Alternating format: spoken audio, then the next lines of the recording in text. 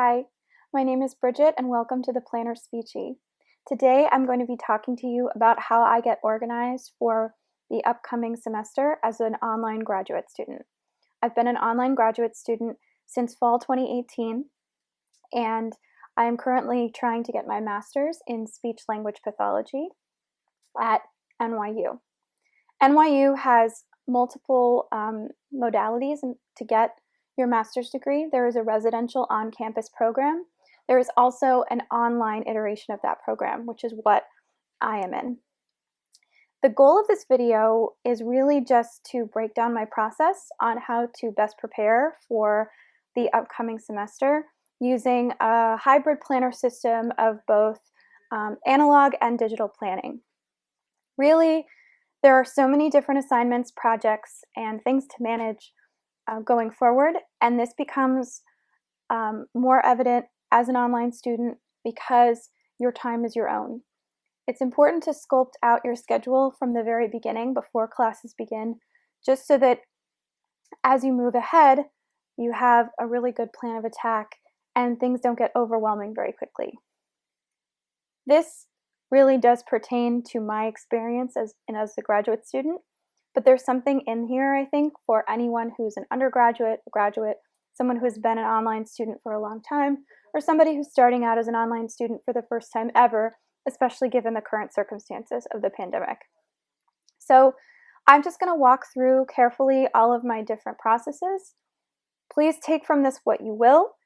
This may not be a system that works for you, but there may be something in here that you can apply that will make your semester just a little bit easier. And that's my goal. So with that, let's get started. Some of you know that I have been doing Plan With Me videos for some time now. You may recognize this planner. This is my life planner, the vertical edition. And I really use this as sort of a more creative outlet to keep track of my time and what I'm doing. I like to time block, and I also like to use, lovely little sticker kits. So you'll see things like this throughout. I'm actually not going to be talking very much about this planner today. And I'm not even really going to be talking about my planner in general.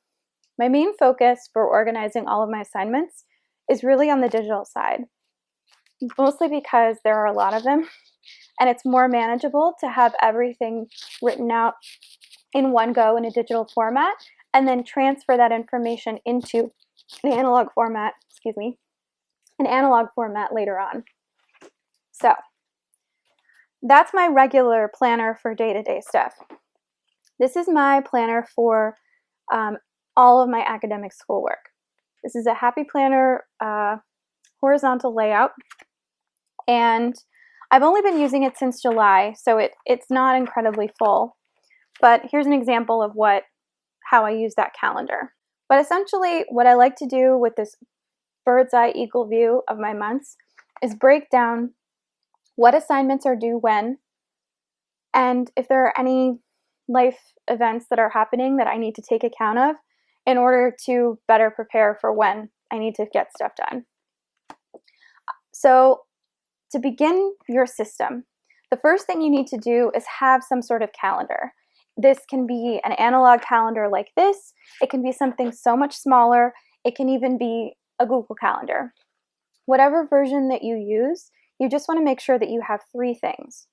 You have the days and the dates, that you have a basic idea of what holidays are coming up in the next 3 to 4 months.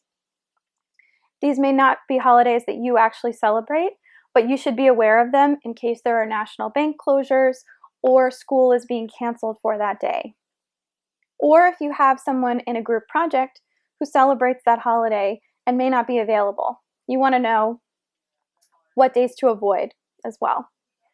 The last thing is your own personal events, family birthdays, annual things that you like to do with your family that fall in specific times of year. For example, I like to go apple picking with my family every October. It's usually mid-October, but it's a day process. We drive out there, we pick the apples, we come back, we're exhausted. It takes a whole day. that's a day you don't want to be worrying about your schoolwork. So having things like that on your calendar will really help prepare you for all of the other projects that you have to fit in. So after you have those 3 things, the next thing you have to look at is your syllabus. Is open up your syllabus. Your syllabus is going to have all the pertinent information that's required to figure out all of your next steps. I recommend skimming the syllabus from the top to bottom and looking out for 3 things. The first thing you should look for is your textbook or recommended readings. This is important because these textbooks can become tricky to find as you get closer and closer to the start of your semester. I recommend to err on the side of caution and rent or buy all of the textbooks on your syllabus. They wouldn't have been recommended to you if they weren't important. If you haven't budgeted appropriately for the textbooks, or you're not sure if you really want to keep them, definitely rent them. There are places like Chegg or Netbooks. You can even sometimes rent them on Amazon textbooks, or you can try and find them used on various sites. I highly recommend doing this because you never know what's going to become important later on, and you don't want to be stuck in a situation where it's too late and you don't have the book you need. Scrolling down, I skip past the learning outcomes at the beginning and try and jump directly to the grading.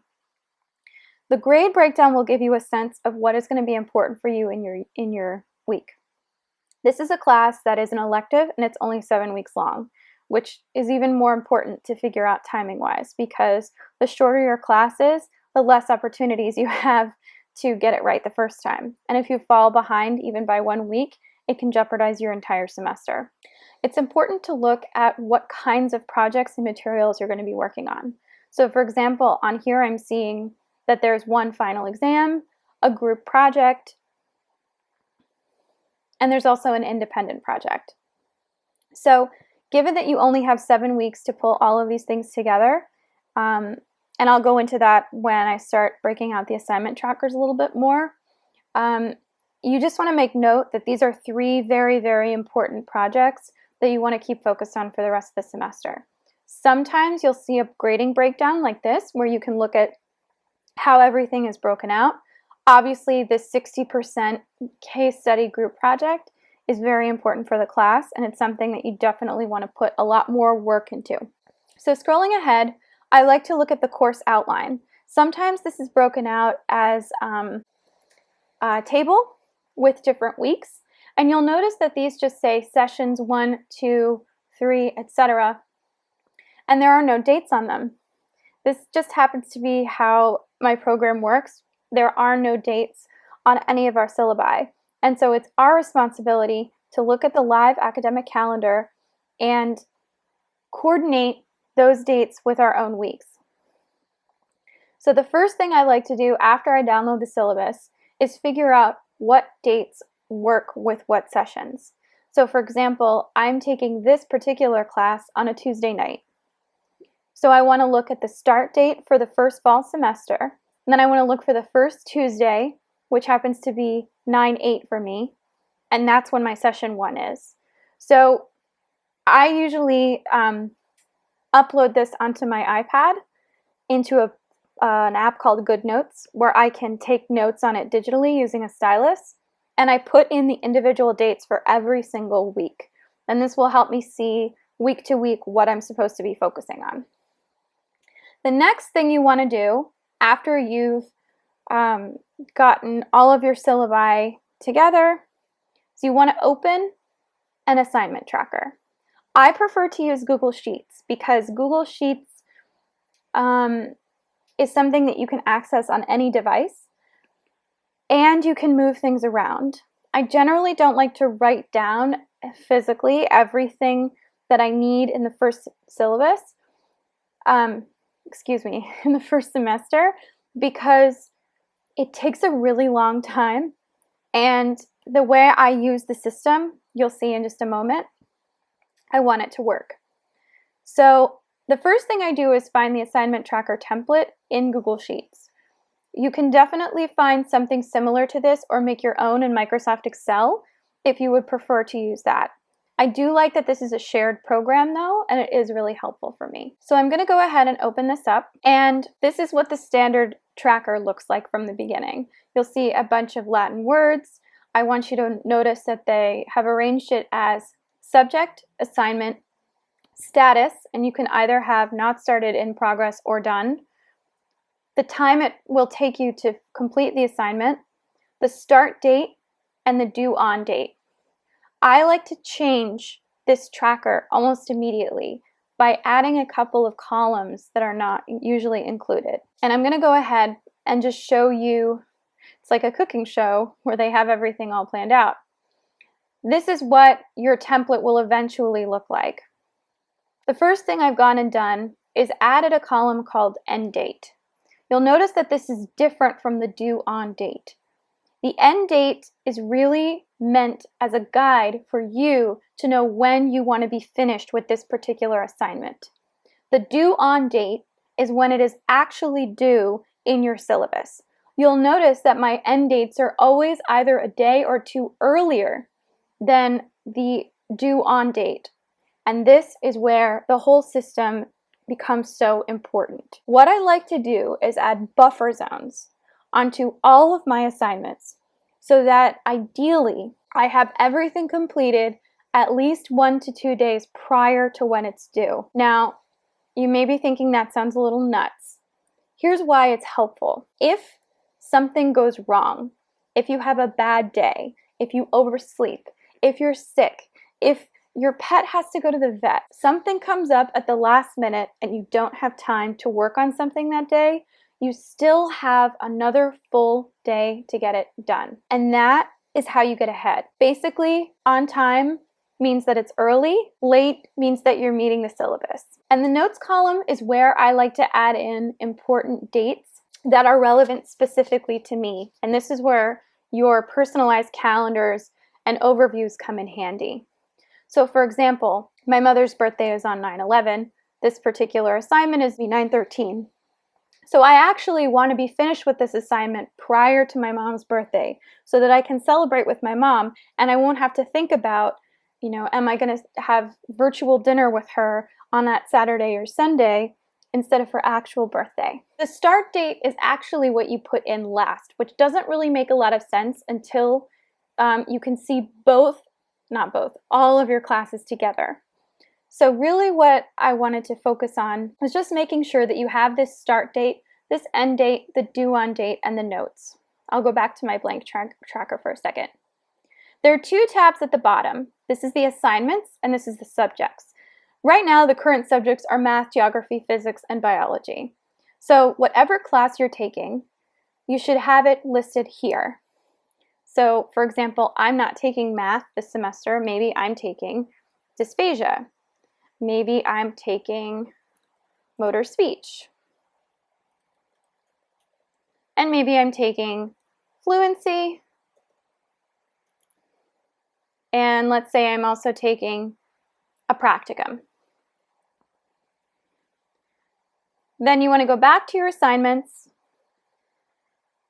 and whatever class you want to start with first, you can put in here. I cannot stress this enough. Do one class at a time. Don't try and do all of the week ones together. You will be able to resort this list by date as needed. So really what's important for this particular moment is just to get all of your assignments in. So we'll go back to the one I've already filled out. As you can see, I put in all of my individual asynchronous units together for this particular class. This is a little tedious, and the reason why I did it like this was because sometimes if you're a working student or you're a parent or you know that you don't have entire huge blocks of time where you're going to need to get everything done every day, maybe you only have a 30-minute lunch break.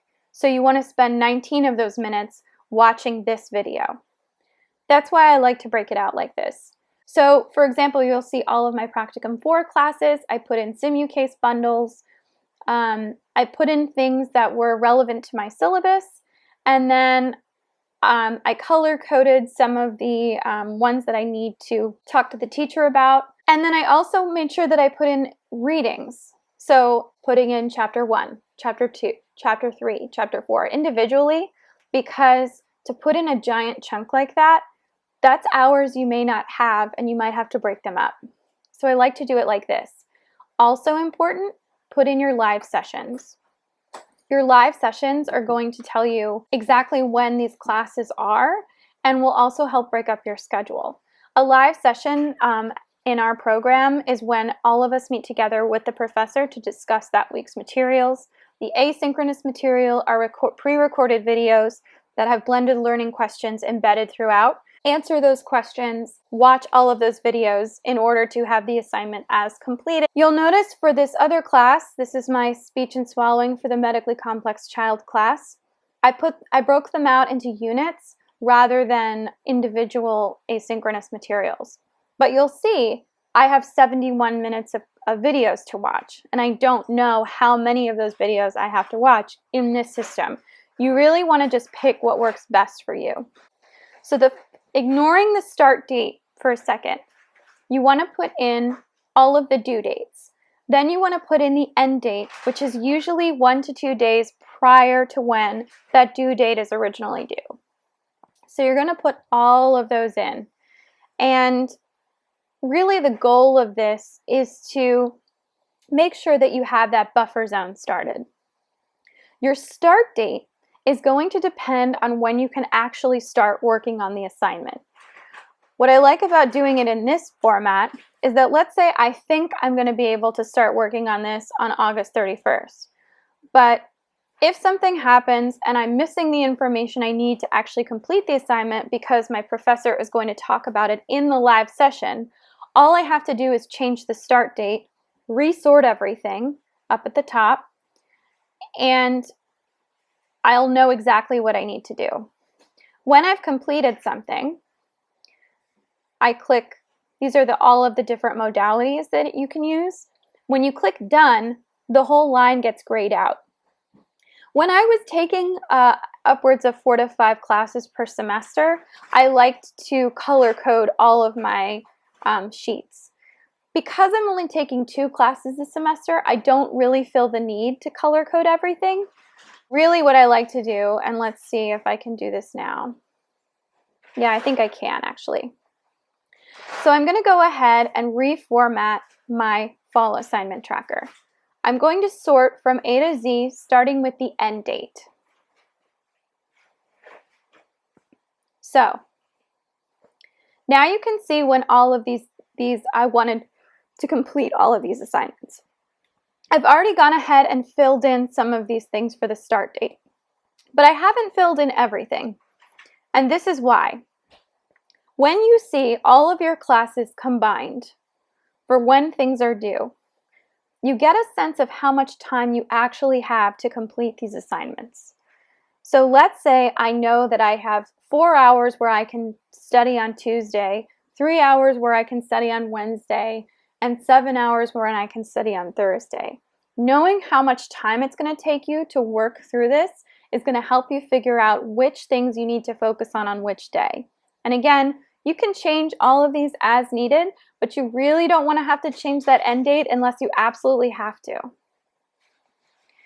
So hopefully this will give you an idea of how I like to break out all of my assignments. Really quickly, how I determine how to break out a bigger project into smaller bite-sized pieces. So let's say I have a major term paper due at the end of the semester. Yeah, okay, let's say that. So the first thing I want to do is kind of work it backwards and figure out how many weeks or how many segments I can do in that feasible amount of time. So the first thing I want to do is type in term paper submission. This is its own agenda item. So then I'm going to do final draft of term paper. I like to have at least 1 to 3 opportunities to write drafts, just to give myself a little bit of time to change some of the language, especially if I'm getting feedback from a professor before I have a final turn-in. You never just want to give your professor a first draft of anything, even if they ask for first draft. You really want it to be your second draft, at least. So let's say I'm going to be really generous and give myself 3 drafts. So I'm just going ahead, and you can see I'm doing this all backwards. Draft 2 of term paper, draft 1 of term paper. Okay. The other thing I like to do, besides having the drafts, is what I call research periods. This can look different depending on what subject you're doing it for, but essentially you need to be able to have, you also want to have an outline. So let's say I want to have at least 2 research sessions. So I'll call them like this. And obviously you wouldn't want to call it term paper, even though you are going to put the relevant subject in there. You might want to call it what the professor is calling it, just to keep yourself straight. It might even be something like, instead of outline, you don't have to write an outline, but you have to submit a topic proposal. That can also go in place of an outline. So really you just want to pick the things that are going to be relevant to what your professor is looking for, and that should be evident on the syllabus. And if it's not evident on the syllabus, then you really want to make sure that you do like a baseline boilerplate template like this. So let's say the term paper is due on December 12th, right? So that means your end date shouldn't be December 12th, right? Your end date should be a couple of days before that, right? So in theory, going off of that, the due on is all going to be December 12th. So you're just going to go ahead and put that in for all of them. So now we're working it backwards. So do you need a ton of time between when your final draft is written and when you submit? Probably not, right? Ideally, it's only going to take you 5 minutes to submit something. So you really just want to have that. Let's say you want to finish your final draft of your term paper the day before your other end date. So can you see where I'm going with this? So give yourself at least 3 to 4 days to write this final draft. This can also change depending on how much of a percentage it's worth in your grade. So let's say you don't have any other assignments all semester, but you really just want to focus on this one paper, which I don't know what class you're taking that you only have to write one paper, but sure, fine. You want to equivocate that amount of time to the eventual grade that you're searching for here. So ultimately, you know, if you think you need more than 3 days to write the last draft of your paper, go ahead and take it. I'm just going to use this 3-day marker as a good mechanism here. So 9 minus 3 is 6. Okay. So then basically what you're going to do is you're going to work it back. So now if you're starting this, your end date is going to be the day before, right? And again, you can add buffer zones to this. So let's say you know you're going to need a break in between writing draft 3 and the final draft, and maybe you have time to do that. That's a great place to put in a buffer zone. But let's say you don't have a break. You're just going to keep working all the way down until you get to the front part.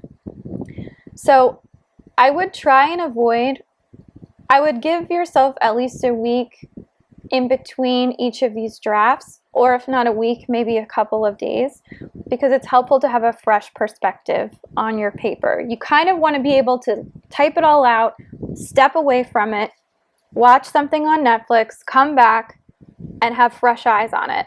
It's really important to do that because your writing is going to change as you progress in your program, and your writing is only going to get better. So you really don't want to give the equivalent of a first draft in as your final paper.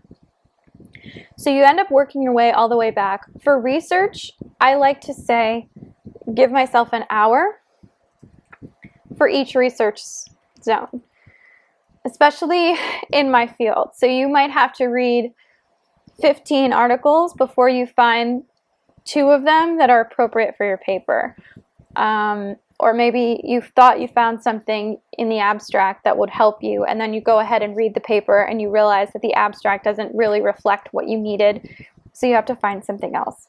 Speed reading is my superpower. This is like the one thing I'm really good at, but I will say, you know, if you know that it's going to take you X amount of time to read 3 articles, and keep in mind the fatigue that comes along with reading those articles, you want to build in that time. My movie recording has frozen in a very strange way.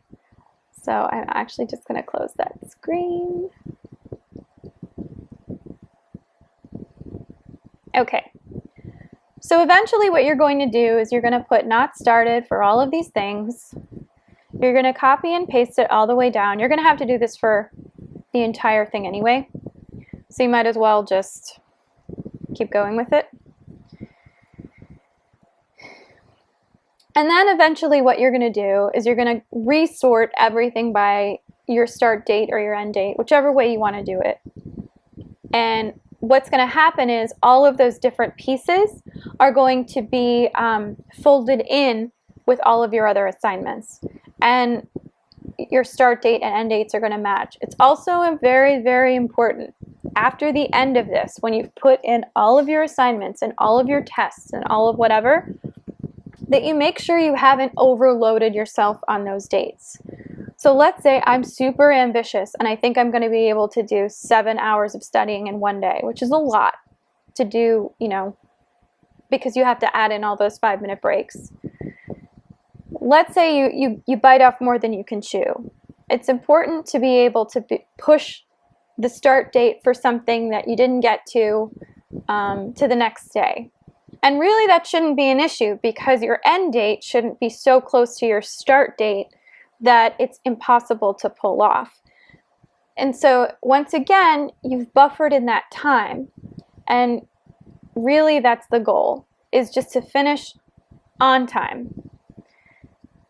And don't forget to put in those important days that are going to become relevant to you later on. So if you know you're going to be doing something the Tuesday night of election week, you probably don't want to load up heavy on doing stuff on that Tuesday night. You want to get it done before that. Same thing with birthdays, holidays, etc. The idea is just to make sure that you are getting everything you need done in one place. So I showed you how to do it for papers. Now let's move on. Studying for exams is its own animal, and I like to once again try and break the system out again. So you have the actual final exam. In my program, you're actually given a set amount of time when you have to take the exam. You don't have an exact date and time when the exam has to happen. Obviously, if you know that date, that's what you put in along with the time. If you have this range of dates when you can take your exam, you put the due date to on date on the very last day that you could possibly take it. And your start date is the first day that you can take it. So that's just the final exam. But you really want to ideally start studying for an exam 2 to 3 weeks prior to your test. Now, this is the real world, and in the real world, you might not start studying 2 weeks prior. You might start studying the week prior, or even a few days prior. But really, you should kind of be studying for this exam throughout the semester in one form or another. This is where group study sessions can come in really, really handy. If you're taking a class that has a TA session, go to as many of those TA sessions as you can.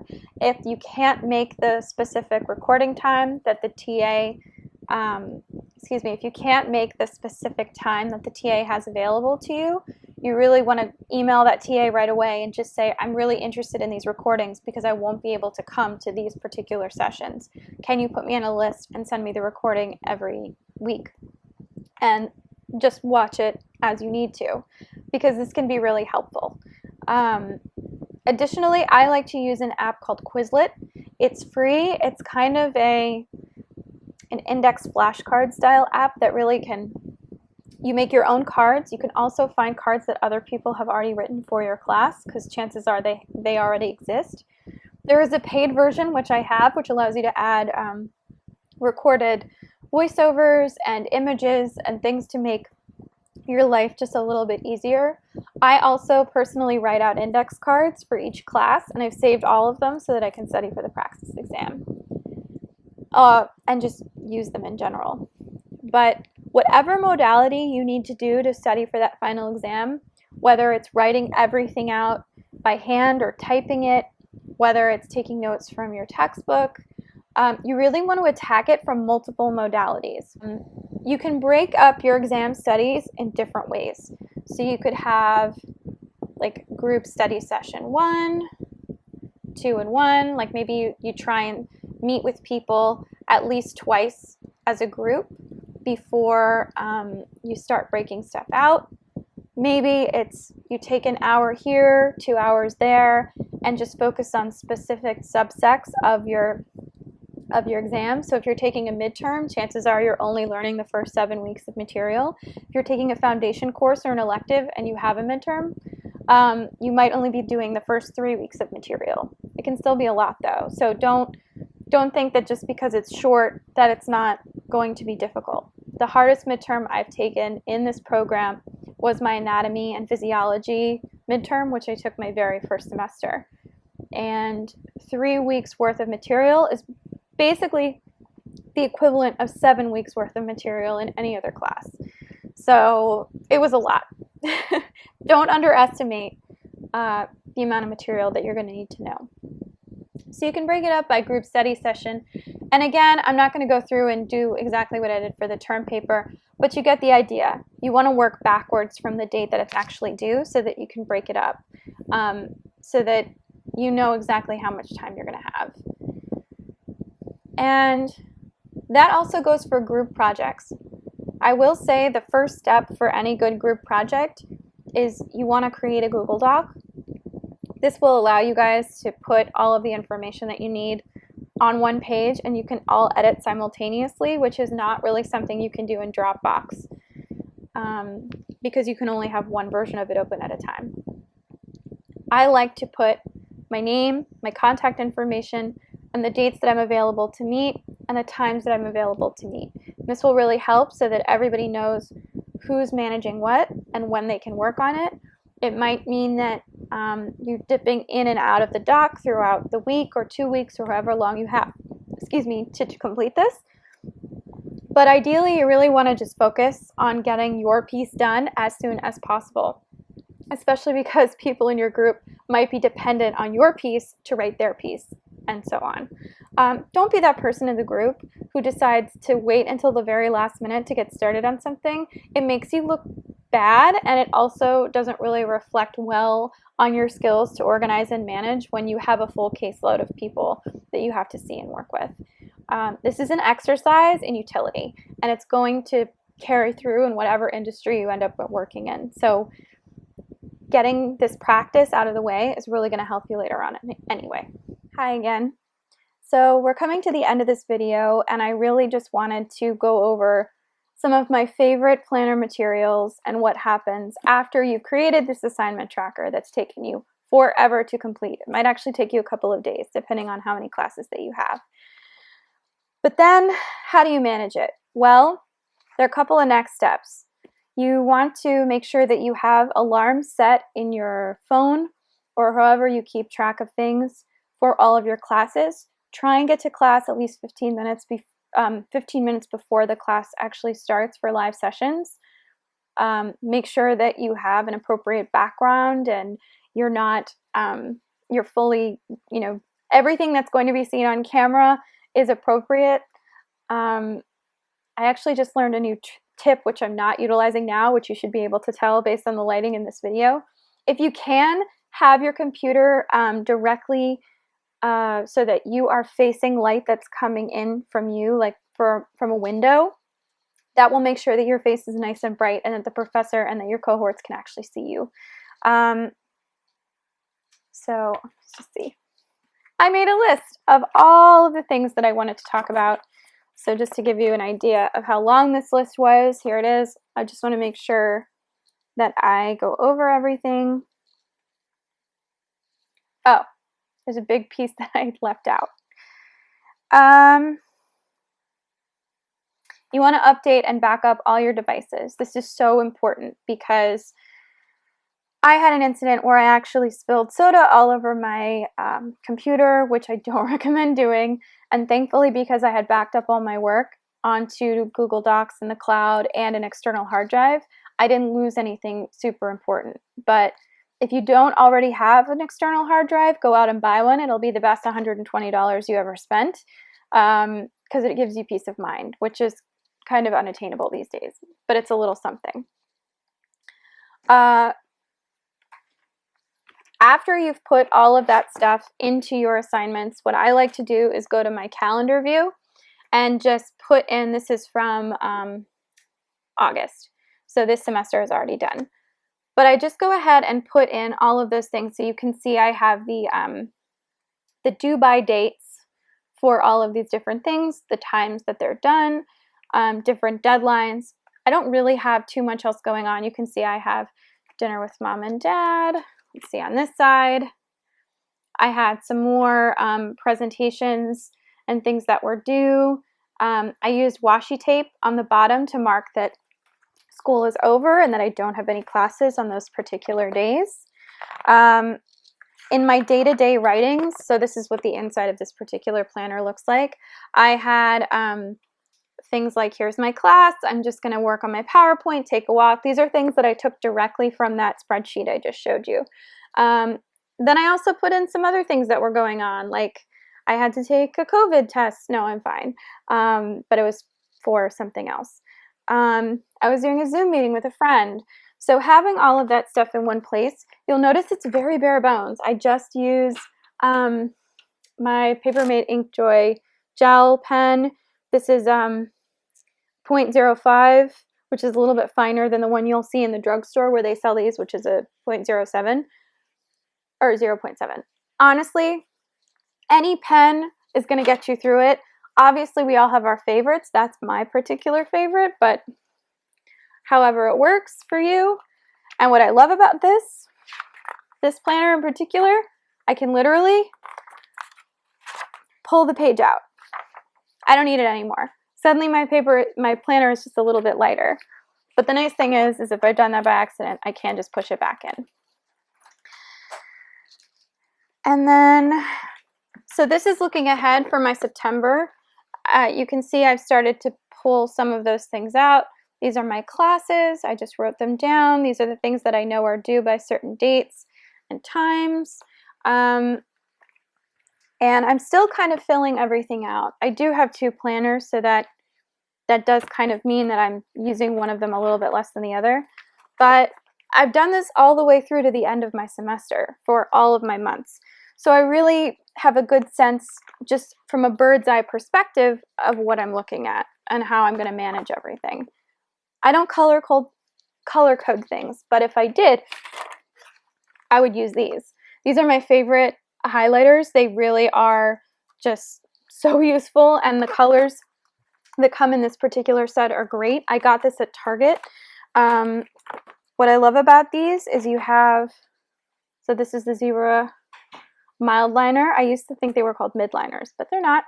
So you've got this highlighter tip on one end and a fine point tip on the other end, and that's just if you get creative with your writing or taking notes. I personally recommend highlighting first and then writing on top of the highlighter, and that way it'll never smudge the ink. Fun tip. But I'm not a color coder, but some people really are, and if you are, this is like, you definitely have enough colors in here to make it work. I use these to color code my index cards for the cranial nerves because There were 12, so I wanted 12 different colors. Another useful thing to have, this is the Tombow mono correction tape. I use this every day for various things. It is so incredibly useful and easy, and it's never going to spill in your bag. I also sometimes like to use this Jelly Roll size 10 white gel pen in lieu of whiteout. Sometimes I'll just write right over it, and it will do just what I needed to do. It's also good if you want to write on a dark surface. I find that to be really useful. If you are interested in fancy writing or calligraphy writing, I do like the Tombow Fudenosuke hard tip pen. You can buy these in a set of 2 at Michael's. I've worn this one down quite a bit, but it helps if you want to just do a little script and make something look a little bit nicer. But yeah, so I do have, I'll just give you guys a preview. I did do my September calendar in my live planner. So you can see this is where I take the time and I just make it look a little bit more jazzed up. And as you can see right here, I've already put in the classes and when my term starts and when I have class. And then I've got extra pages here for some notes. I also recommend getting some kind of sticky notes. Sticky notes are incredibly useful, and sometimes it's easier to mark it with a sticky note than to write in your actual book.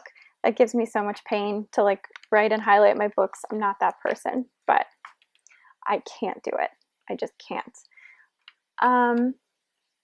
But yeah, so I hope I was able to answer as many questions as I could. Ideally, you want to keep looking at this assignment tracker and your calendars and everything else at least once a day.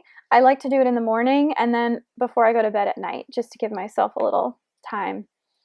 But yeah, the most important part about all of this, and I know this is an incredibly overwhelming video that's taken way too long to make and record, just to say, have fun with it. You know, put in your life stuff in your schedule. Make sure that you're exercising, you're eating well, you're getting enough sleep. With the system, you should be able to pick and choose exactly what you need to do without overwhelming yourself.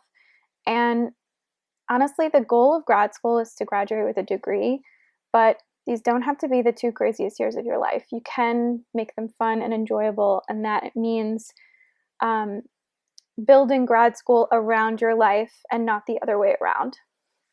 So I hope this was helpful for some of you. And if you have any additional follow-up questions, just put them in the comments down below and I'll make sure to answer them directly. I hope you subscribe and continue to tune in for additional Plan With Me videos and any other helpful videos about being an SLP grad student.